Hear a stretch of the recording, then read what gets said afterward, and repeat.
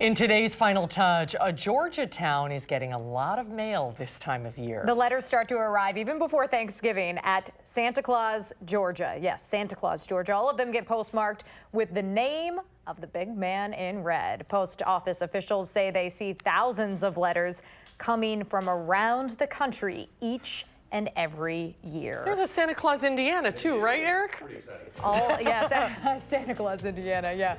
Oh, my goodness. That's pretty cool, though. That's pretty neat. That'll do it for us today at 4, everybody. Thanks for watching. News 3 Now at 5 starts right now. And right now at 5, we are live from the scene of a fatal officer-involved shooting in Beloit. We'll tell you what we know. Why several families in Belleville are now looking for a new daycare provider. Plus, there's a need for a homeless shelter in Baraboo. We'll tell you about the plans to build one. From the Channel3000.com Alert Center, this is News 3 Now at 5. And thanks for staying with us. Right now, a man is dead after a police shootout in Rock County. State investigators are still on the scene, but police say there is currently no threat to the public. Our Adam Duxter is live on the scene in Beloit with the very latest on the situation. Adam? Eric and Susan, police say this all started today shortly before noon when Rock County Sheriff's officers spotted a car they believed to be stolen about a half-mile up the road from where we are right now. Now, they say the driver ran from them and led them all the way here to the 1800 block of Harrison Avenue. That's where they say the driver got out of their car armed, using 3 officers to use lethal force. Now, earlier today, we spoke to Beloit Police Chief David Zabalski, who told us that there is not many details he can release about anything at this time. No law enforcement officers were injured in the course of this incident. We are not releasing the identities of the officers involved in the incident or the suspect. In addition to not being able to name those 3 officers, Beloit police say those officers are on administration work as of right now while the state goes throughout its investigation. Now, we talked to neighbors up the road just from here today who say they saw everything unfold with police coming by, again, just about noon today. And they say this isn't unordinary for this neighborhood. And just for some context, about a mile up the road from where we're standing right now, a man was shot and killed just this past year. So again, some frustrated neighbors that we talked to today.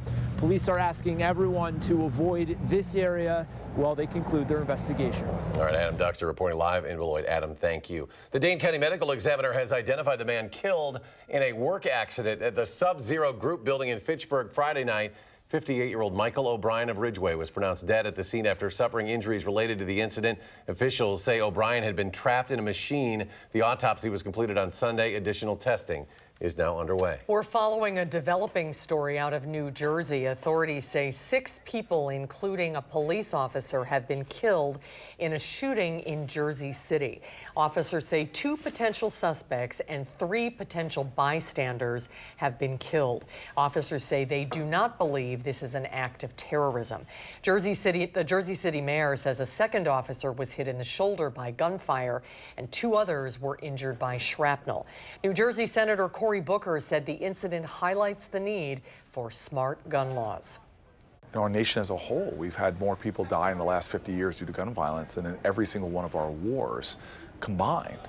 And this is absolutely wholly unacceptable.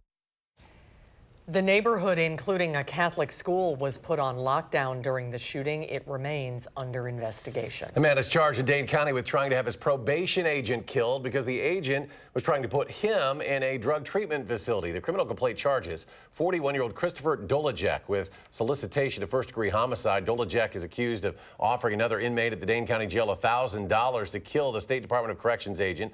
The complaint says the inmate agreed to wear a wire and recorded Dolla talking about how he would get the money to pay for the murder. Dolla on probation for a felony drug possession conviction in Columbia County. Very cold day across southern Wisconsin. Is a warm-up on the way? Let's check in with Gary Canalti. Gary?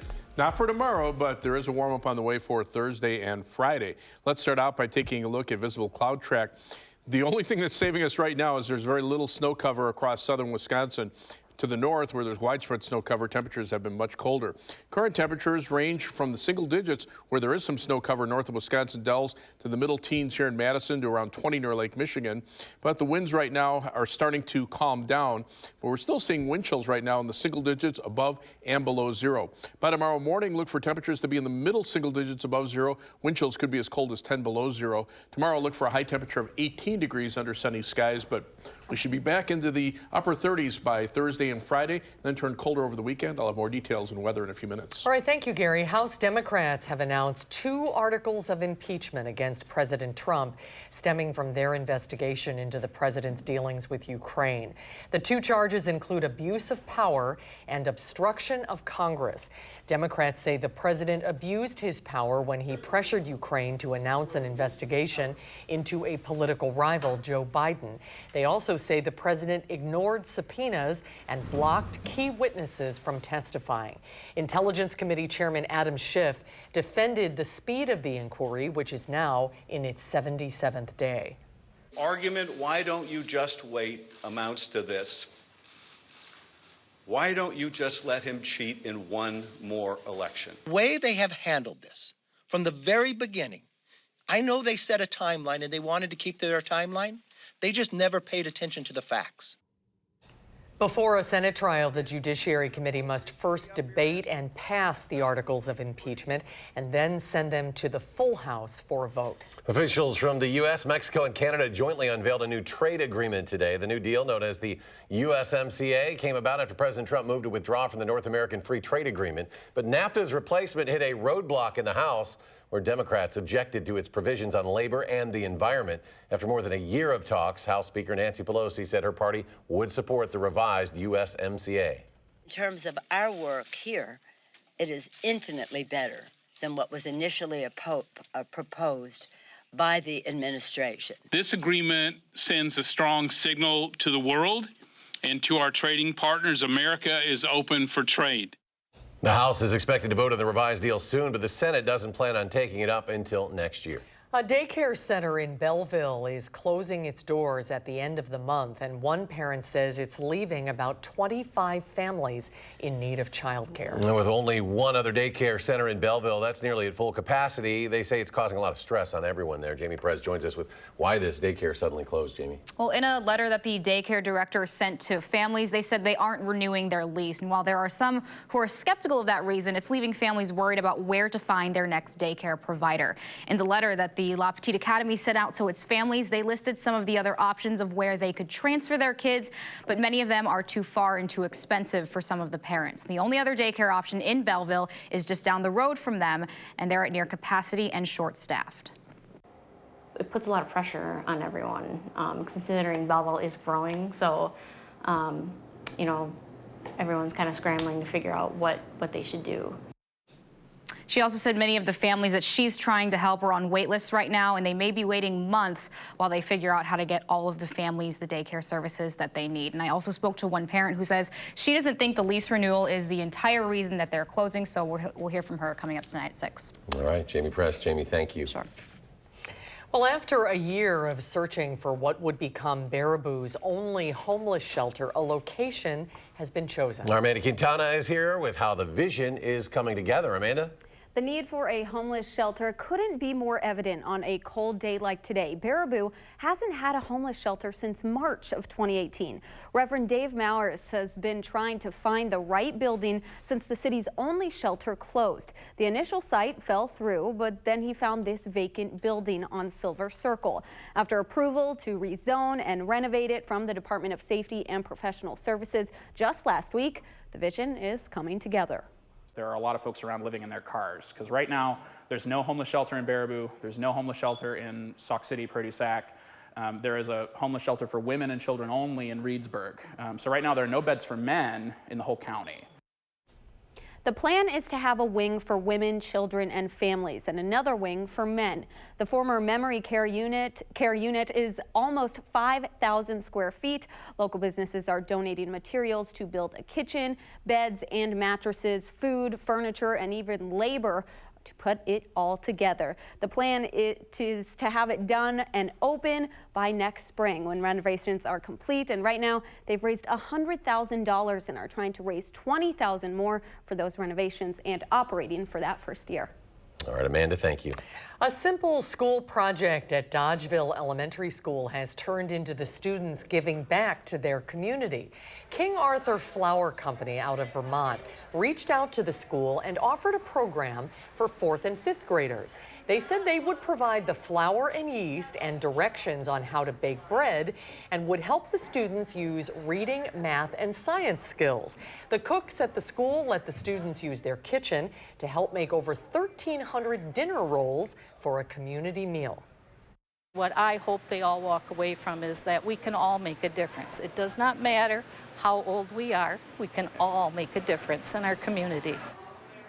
The rolls were used to feed people at the community meal through the Feeding Friends organization in Dodgeville. The winter chill in the air has many wondering when area lakes will be ready for ice fishing. Last year, Lake Mendota famously froze twice, the first time on record, once in December, then it quickly thawed, and then the lake officially froze over on January 10th, one of the latest days in nearly 160 years that it's been tracked.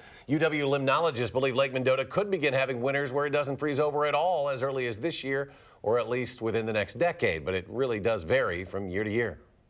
In the early 2000s, we only had 21 days of ice cover on our lakes. So last year we had about 80 some days. So it is back and forth, and it is one of those things that people do enjoy guessing because it's not set in stone as far as when it will freeze or when it will thaw. I think she's a meteorologist. She knows this. Yeah. Clean Lakes Alliance kicking off its 8th annual Mendota Freeze Contest. Weather watchers and ice experts of all ages will be asked to guess the official ice over date for Lake Mendota. Pay raises for Wisconsin state employees are scheduled to be voted on by a special legislative committee next week. The panel of legislative leaders is scheduled to act on pay plans that the governor's administration forwarded for approval last month. Democrats have been calling on Republican legislative leaders to set the meeting so those raises can go into effect in January as planned. State workers are slated to receive a 2% general wage increase in each of the next 2 years. Governor Evers also proposing that state employees' minimum wage be set at $15 an hour starting June 7th. A suburban Milwaukee school board has voted to drop the high school's Indians mascot following passionate debate for and against the move. The Menomonee Falls School Board voted 5-2 to retire the nickname that some considered racist. A committee comprised mainly of students will come up with a new mascot and nickname. The American Civil Liberties Union of Wisconsin said in a statement the action sends a positive message to the students and the community and ends the perpetuation of negative and damaging stereotypes about Indigenous people. Well, he wasn't a finalist for the Heisman, but Badger running back Jonathan Taylor has received a different award, named to the Football Writers Association of America First Team All-America team. The junior has rushed for more than 6,000 yards in his 3 seasons. He's just 91 yards short of passing 2,000 yards this season. And if you want to see Taylor and his Badgers in the Rose Bowl against the Oregon Ducks, now is your chance. Tickets to the general public went on sale at 10 this morning. Ticket prices range from $160 to $220. That's without the $30 processing fee that will be added per order. And the Rose Bowl has a reminder for fans who plan on purchasing tickets. In a tweet, they say Badger fans will be on the west sideline and Oregon will be on the east sideline. Badger fans should look for tickets in sections 11 through 25. More to come on News 3 Now at 5. Up next, the annual Arctic report has been released. What concerns scientists have about that report. And coming up tonight at 6, why Wisconsin Democrats are calling out President Trump. That's at 6. Let's get a check of the numbers on Wall Street in Tuesday trading. The Dow off 28 points, while the Nasdaq falls a half dozen. The S&P 500 loses 3.5. We'll be right back.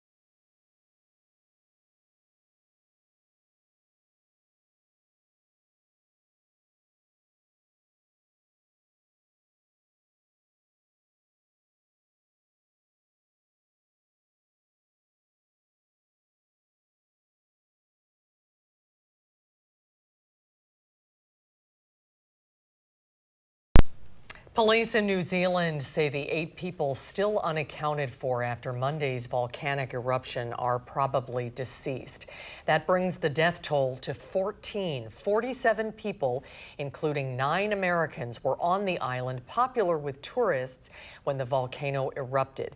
New Zealand's geoscience agency warns there's still a 50-50 chance the volcano will erupt again in the next 24 hours. Fresh allegations of cheating are being leveled against the New England Patriots after one of the team's camera crews was caught recording an opponent's sideline during a game. A Bengals official says he saw a Patriots employee in the room inappropriately filming the sidelines during the game and then notified the NFL. The Patriots say they were filming an upcoming episode of their behind-the-scenes web series, Do Your Job, and were following a Patriots scout at the game.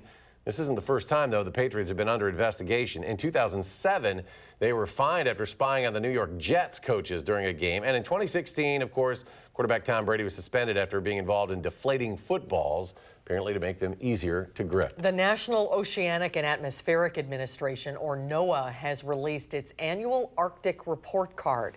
Scientists say ice in the Arctic is melting at an alarming rate as a result of climate change.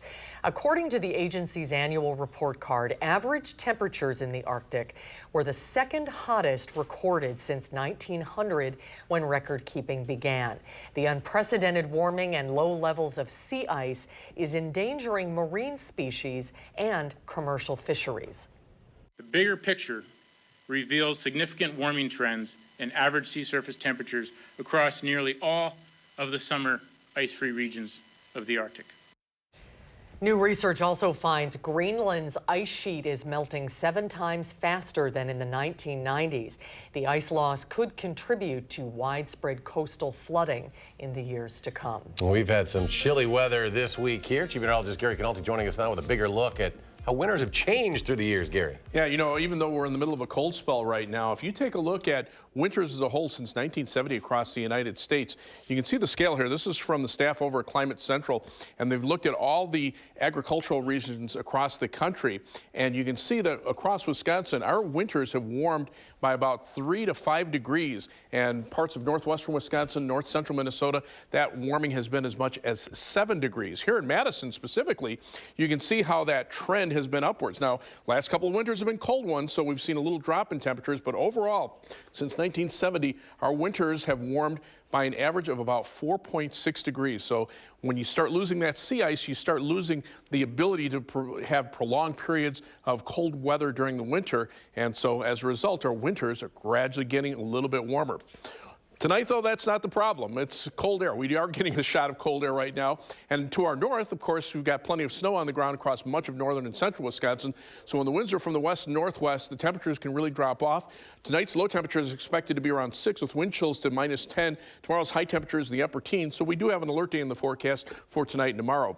But you can see the rest of the Midwest pretty quiet. The only thing we're seeing right now is the lake effect snows. The lake waters are still generally ice-free, and with the cold air moving across those lake waters, we're seeing the lake effect snow band. So 3 things you need to know in the forecast. It'll be very cold again for tomorrow, but we'll see a quick warm-up for Thursday and Friday. Skies will be mostly cloudy, but temperatures will be back into the upper 30s. And then Saturday, another shot of cold air moves in, maybe accompanied by a little bit of light snow on Saturday, but temperatures will turn colder this weekend, probably not as cold as what we're seeing yesterday and today.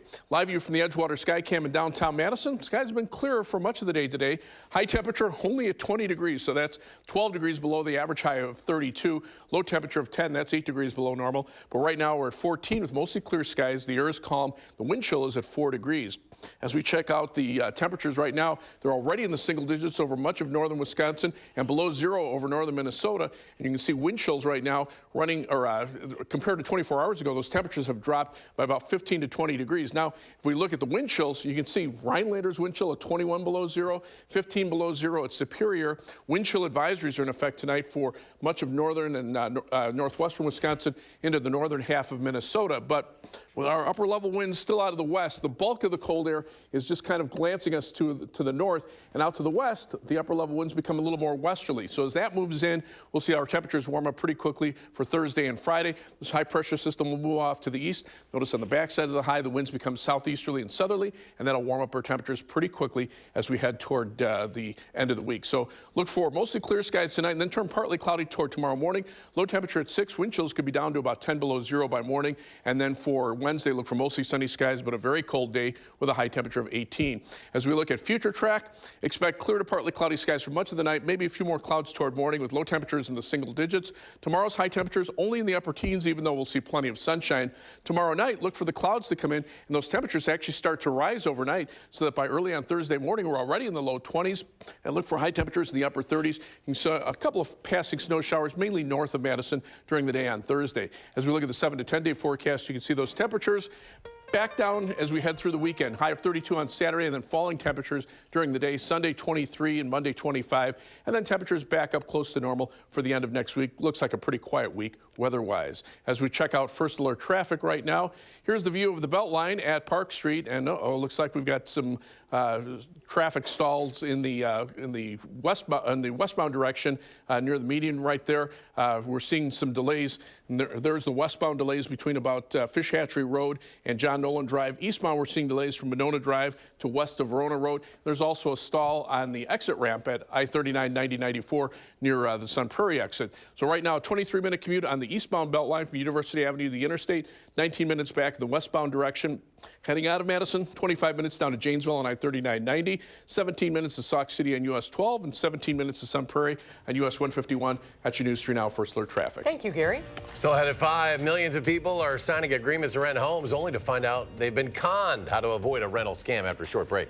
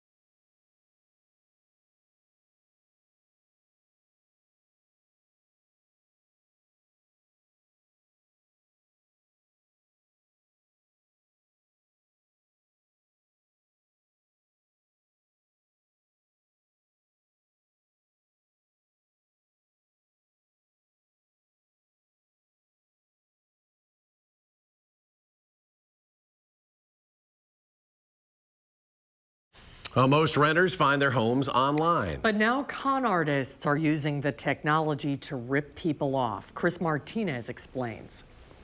The family that paid to rent this new home soon discovered it was a scam. How in the world did this happen? The victim didn't want to reveal her identity, but says she spotted this rental ad on Craigslist and reached out to the person claiming to be the landlord. All of their communication was through email and over the phone. She paid the deposit and first month's rent without a face-to-face meeting. It looked legitimate, so I didn't question it. The home was for rent, but this ad is a fake. The victim sent her money to a con artist. The owner comes in, says we're trespassing. It is a real problem. Anybody looking for an apartment house to rent needs to be really, really careful and make sure they're not being ripped off. Steve Banker is with the Better Business Bureau and says complaints about rental scams jumped 49% in 1 year. Scammers are often copying legitimate rental ads and then list the properties for a lower price on Craigslist and Facebook. The problem is so common, some homes have signs on the door warning of potential fraud. So we found 5 million people in the United States have been victims of some sort of rental scam. Los Angeles is the city with the most scam victims, but the problem is happening in communities big and small nationwide. Red flags a rental listing isn't legitimate include the person claiming to be the owner or property manager wants payment through Western Union, MoneyGram, or a gift card. The rent is well below market rates, or you can't see the unit in person because the owner is out of town. You need to do a little research before you send away thousands of dollars on some sort of rental scam. The victim of this scam lost $2,500 and a place to live. Chris Martinez, CBS News, Los Angeles.